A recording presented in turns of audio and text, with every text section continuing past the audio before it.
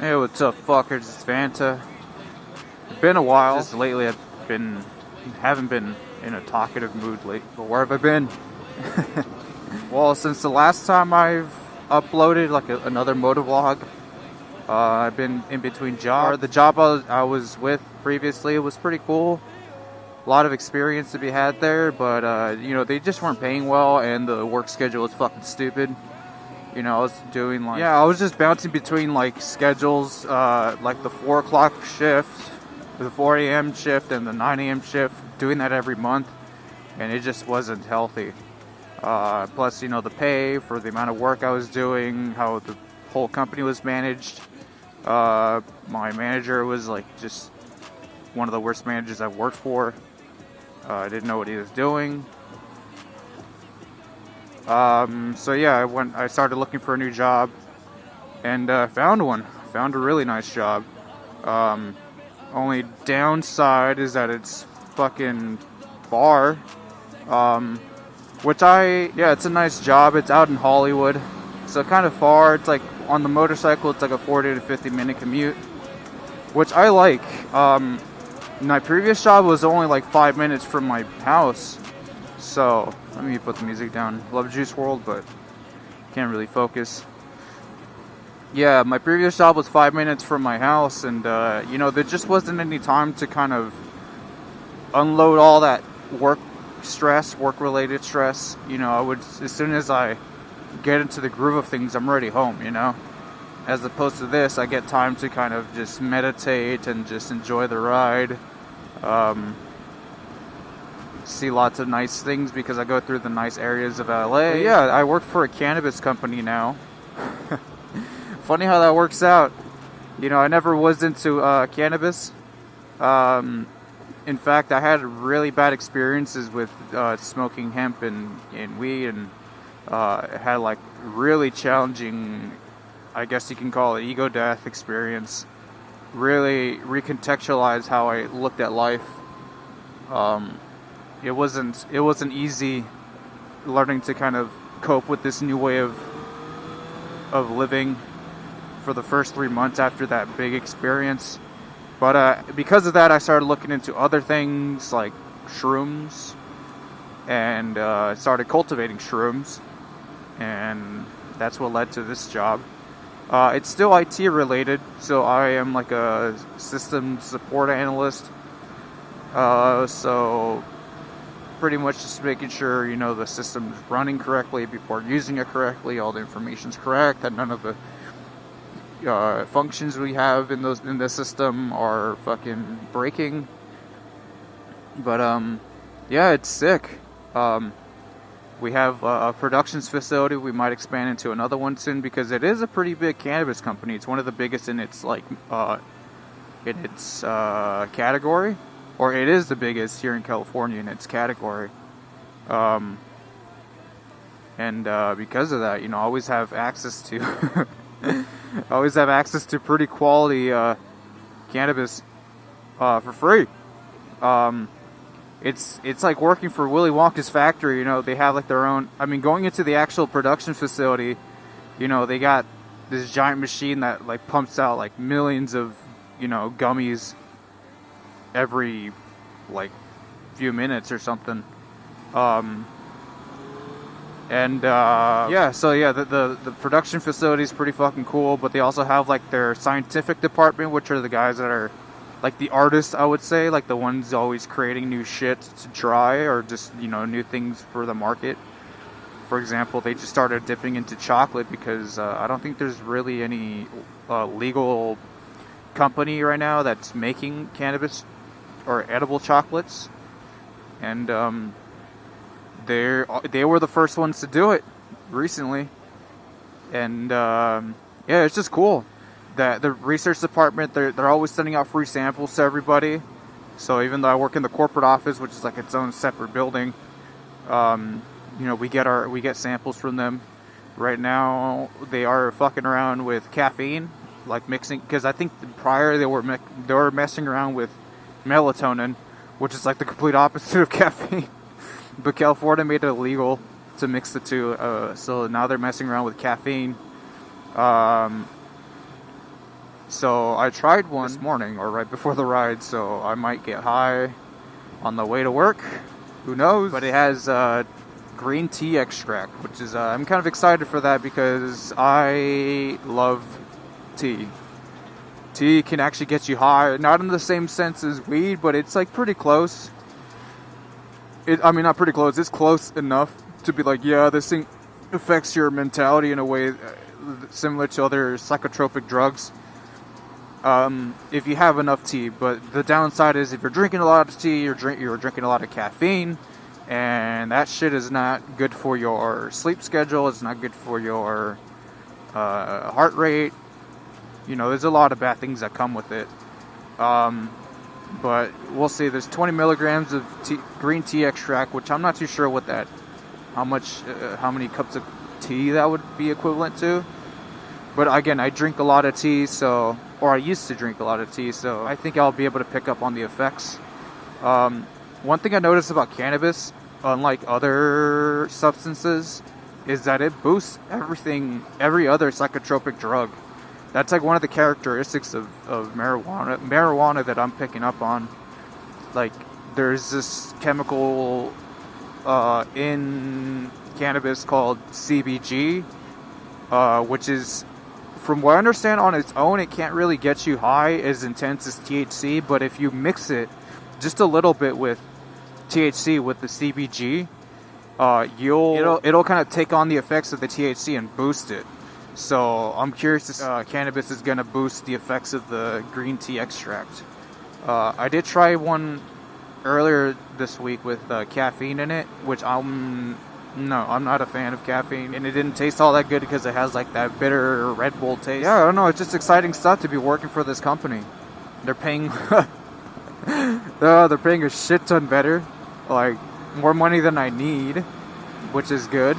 Because the reason why I kind of switched jobs is because, or got a job recently, is because I got myself into like a little bit of legal trouble with a misdemeanor, which is going to cost me a few $1,000s. No big deal, but it's like, man, I have, a few financial goals, and this thing's going to set me back maybe like $4 or $5 grand. Not a big deal. I'm already, I would say halfway there, halfway out of like clearing myself financially from that. I have the money, but it's like, again, that those financial goals that owing the government that much money is going to set me back a little bit. Yeah, the job is cool. It's really chill. Everybody gets high after lunch. Or one of my bosses, because I have two managers, one of them, literally high all the fucking time. And he says he doesn't do it, but it's like, dude, this guy's just munching on everything throughout the whole shift. It's kind of funny. I remember when I first started working for the company a few weeks ago, I told him straight up, I'm like, look, I think cannabis is cool and all, but I just never had a positive experience. It's always been very, like, paranoid. I've always been very paranoid, got a lot of anxiety, just from the I guess, like, the PTSD from the previous bad trips I had with marijuana. So, like, oh, man, here's these hemp gummies, it's not supposed to get you high, so, but it'll be, like, a good introduction into what we offer. And I was like, sweet. I tried it during lunch, and I was like, okay, it tastes pretty good. I like it. I can kind of feel like the haziness of like the cannabis, even though it technically isn't cannabis. And then I would say like an hour and a half into my shift, or from coming back from eating that, I started getting high fucking hard. I started like, experiencing time distortion where you're kind of fixated on something and then you realize you're on to the next thing and you didn't even recall how you got there. So I was like, oh shit, I'm fucking high at work on my first day of work. And then both my bosses called me into their office because they wanted to show me how to run some like function on our system. And I was just like, fuck, like, they're gonna find out I'm high as shit. I'm trying to keep my cool. I'm having like those mad wiggles, as they call them, like you just get like the vibrations and shit that are very distracting, and I'm just coming in and out of like sobriety or whatever you want to call it. But then I started to realize the boss, my manager who's trying to teach me something, he's high as fuck too. So I was like, oh, okay, this is just a normal thing. And then after that I started picking up that like everybody pretty much gets high at work. even though there's a policy against it, because my coworker, again, same deal. He was new to cannabis, so they gave him like a hardcore like THC 9, Delta 9, Delta 8 gummy, and he freaked the fuck out. So since that, there's officially a like no cannabis while on work policy, but everyone still does it. No one cares. I mean, the CEO, I don't know, maybe that guy does it so much where you can't even tell anymore. But like he's I don't know. It's a really interesting company. It's a new company too. Oh, look at these Harley riders. That's a thing I've been wanting to do, is make a compilation of like me lane splitting behind these other motorcyclists and just kind of critiquing how they lane slip, because I feel like I don't want to say no one, very few people do it correctly. Granted, right now I'm not doing all that great of a job either. Like I should be checking my mirrors more often. I should be lane splitting on the left side, but from my experience on this segment of the 5 North freeway, being in the middle seems to be the move, seems to be the safer option, because everyone's trying to avoid the barricade over here on the left, and which gives you very little room to kind of lane split, so you're having to squeeze between a lot more cars, as opposed to if you're here in the middle lanes, it's kind of like free for all. Like there's a lot of room everywhere. But yeah, I'll make an example here. Yeah, you see, like there's that trailer up there, the JB Hunt trailer, that's gonna give me an issue once I get to it. And I'll try to force my way through it, but you'll see what I'm talking about. Like I already see I'm gonna have to slow down and kind of wait for an opening. And then again, just something about trailers, dude. Like the orange part right there, that shit freaks me the fuck out. Like I always just imagine myself getting snagged by that shit and just like getting sucked into the wheel or something. It's happened where like the handlebar catches on like those weird blocky parts of like flatbed trailers and pickups, or not pickups, but like trailers. Yeah, like the front wheel will kind of dive into the truck, and then, you know, thankfully something hits where like I bounce back off. I've been very lucky. Yeah, you see, like I don't want to be dealing with this shit where I'm just kind of waiting. You know, I gotta wait for this guy to kind of. Thank you. But this is why I lane split kind of in the middle. It opens up, you know, a little bit past this bridge right here. But again, I just do not like. You see, and then you got this guy, like he's kind of bleeding over into this other lane, and yeah, you see, it opens up now. I mean, it's still kind of a tight squeeze, especially right here, so I'm not going to push it. But yeah, I just wanted to make a video of like compiling a bunch of like just me following other motorcyclists, because there are some fast motorcyclists, some guys that are faster than me, but even then there's something to critique about it. It's like, dude, like I am moving as fast as I can without like compromising like too much safety, and these guys are pushing it even harder in places where I would be like kind of preparing to emergency brake, because you know you start to notice cars jump out into other lanes when like cars kind of get condensed.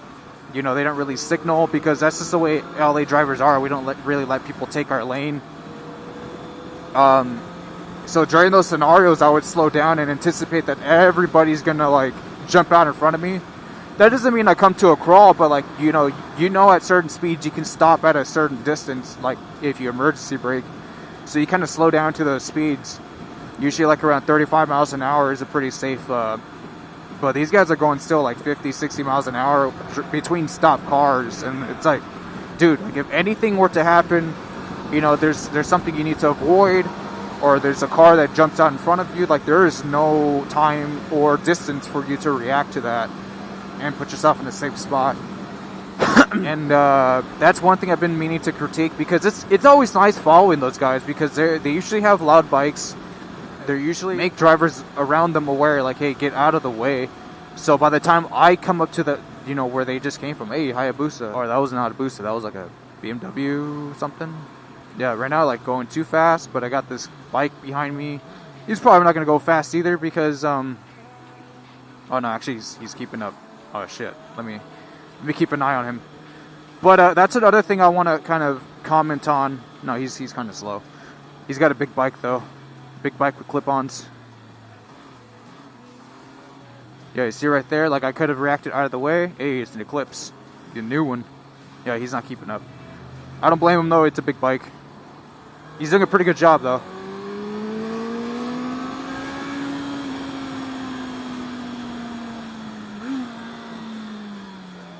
I forgot what I was gonna fucking say.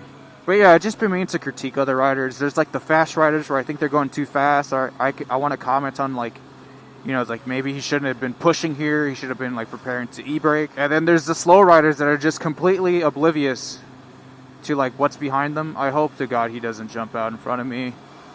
He's probably gonna do it. He's gonna slow my ass down. That's another thing too. Like, yeah, you see, he's like, yeah, sure, you can take the right lane, but then you're going at such a speed differential. You know, cars are gonna want to drive faster, and you want to e-brake in case these cars on the right of me jump out into the right lane. So that's why I choose the lane split right here. And dude, look, you jumped out in front of me. You see it? Like, this is one thing I want to comment on. Like, this was kind of inconsiderate of this rider. He knew I was going faster than him. Come on, dude. Yeah, like he doesn't look comfortable at all. He has his elbows kind of locked in, so he does not have good ergonomics. And again, he's slowing me down. I feel like if you go at slow enough speed, you're kind of putting yourself in just as much danger as if you were to be going fast, because now you're kind of sitting at the sides of cars in their blind spots and shit, and that's just more opportunities for them to fuck your shit up. But look, I'm gonna hopefully see. I'm gonna end up passing this guy because I know in this segment of the 101 freeway, the 101 North, you're going to want to stick to this right lane over here because it's pretty much empty. No cars are gonna let other cars come in here, so they don't try taking this lane. And then you just hop back onto the left when the lane ends. And of course, we're motorcyclists. We can squeeze between cars relatively easily. Yeah, you see, he already stopped himself. But then again, there's the slow riders. Like that guy, he was doing okay speed, still kind of too slow for my safety and taste. There's other riders that are just even slower. Older riders, new and younger riders. It's fucking annoying because I'll give them like maybe 20 seconds, 30 seconds. I'll follow close behind, you know, where I know my headlights kind of hitting their mirrors.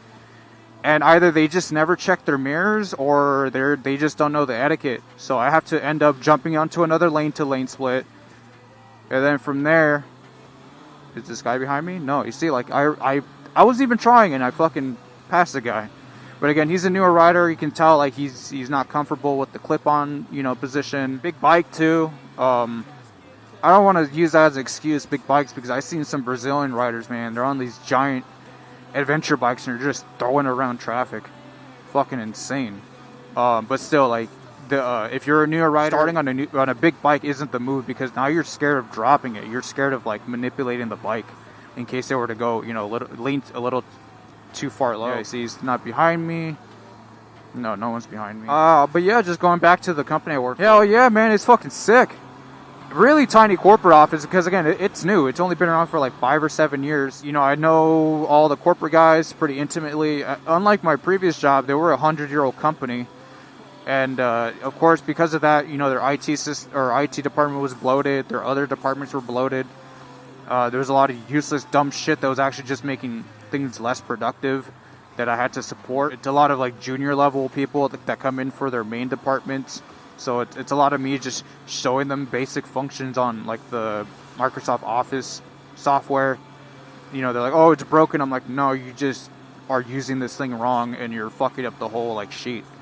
So now I have to show you, you know, how to unfuck it. But over here, everyone here is pretty much like a, how do you call them? Like top talent, I guess, high level players. So everyone knows their shit. They're only coming to me. No one's really came to me, to be honest. You know, there's a couple girls that could, you know, improve their workflow, and I, you know, since tickets are so slow, you know, I take care of my shit, but like I'm also like the help desk guy in case, you know, anyone were to need that. But yeah, again, everyone knows their shit. They know how to work in that corporate environment. They don't need my hand holding. But you know, there's a couple girls I noticed in the office. I'm like, look, bitch, you have 5 or 6 company emails. How about we just streamline it into one? We can, you know, design labels so they all go into their own separate inboxes. So that way you don't have to be constantly having to log into these. And she's like, oh, no, I'm fine. I was like, oh, okay. All right. But then her boss, which is the CEO, is always complaining. It's like, why am I getting her emails? Because there's like some kind of forwarding rule in all of them because they share them. He's like, how about you just take my shit off of there and just have her do it? I'm like, cool. Honestly, there is no serious like help desk issues. Like there are our sales representatives, the guys bringing in all the money, because it is, it's the first time I work. Well, not the first time. It's the first time it's just interesting because cannabis is such a small industry right now. California is actually pretty fucking huge, but like everywhere else, other states that are just starting to make it legal, like the market's brand new. There's not a whole lot of competition. There's not a whole lot of distributors. So I have like intimate knowledge of how that works now. How distributors work, how retailers work, how the whole system kind of works together. It's cool. It's cool being on the distributor side and being able to see everything. And then right now, like the company's move is, since we're already established here in California, like we have everything locked down. We have it down to a science, when it comes to from the production to the distribution to the marketing. We have it all figured out already. So the move with this company is they're going, they've already been interstate. So they've been the first ones to kind of touch down in states where they make it legal for the first time. For example, like Nevada, Massachusetts, Illinois. I think recently New Mexico and Arizona just made it legal. So we might jump into those markets. But essentially what we do is if there's another established like cannabis manufacturer, we try to partner with them, become their distributor, and then from there we share our products with them as well. Our recipes for our gummies, because we have like really expensive machines that make the gummies here. But yeah, that's how it works. That's the move right now. So recently we just opened up in Thailand. Like we acquired a vape company, and now we're starting to do like vape weed, which I've had the chance to try samples, and personally, I am not a fan of like vaping cannabis. It comes in fast, so that's cool. Like you get like that instant kind of rush, or it's more like 5 minutes. But unlike eating edibles, where it takes sometimes 2 hours for the fucking weed to kick in. But yeah, eating edibles, it takes 2 hours to kick in. I mean, it's nice. I don't know. Cannabis is totally different from shrooms for sure. Especially if you take a lot of it. It's still a psychedelic experience. But like vaping it is kind of like, yeah, you get like that instant rush, but it doesn't hit as like, it has a different feeling as opposed to if you eat it. It feels like, I don't know, it just feels like you're getting drunk if you're vaping it. Like you're not really in the spiritual space. Like things don't seem better. Just shit just happens. Like just time just seems to be moving in a stupid fashion. Oh yeah, and smoking it too. That's fucking. I mean, smoking it comes on fast, just like vaping it, of course, because the vector in which you intake. It's way more potent. It's yeah. I remember we had samples because we just partnered up with like this pre-roll company. So we have a bunch of pre-roll samples. So I took a couple and tried it at home. I just tried like 2 or 3 puffs, and wow, it just it just knocked my ass out. Like it was okay. What the crazy fucking thing is, I only trip on the weekends. I only trip like once a week with shrooms. So by the time I took this sample, I think it was like Thursday night or Friday night. So it's almost been a week since I tripped.